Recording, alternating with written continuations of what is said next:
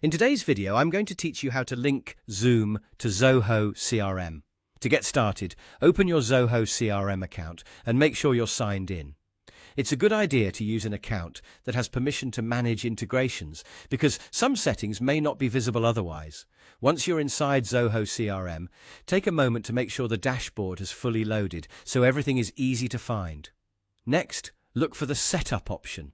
This is where Zoho CRM keeps its main configuration tools, including apps, integrations, and marketplace connections. Click Setup to open the settings area. If you're new to this section, don't worry.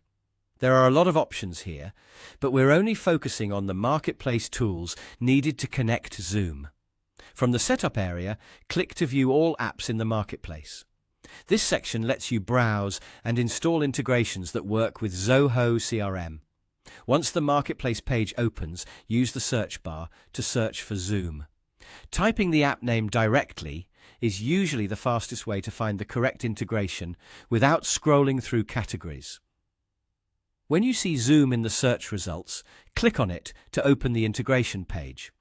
This page usually gives you a quick overview of what the app does, along with the options to begin connecting it to your CRM account. Take a second to review the details so you know you're selecting the right app. From there, you can start the linking process. Click the option to connect or install the Zoom integration, then follow the prompts on your screen. These prompts will guide you through the authorization process, which usually includes signing in, confirming access, and approving the connection between Zoom and Zoho CRM. Read each screen carefully so you understand what permissions are being granted.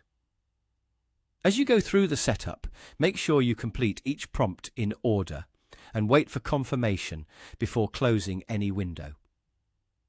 If a new tab opens during authentication, keep both tabs available until the process is finished. That helps avoid interruptions during the connection process.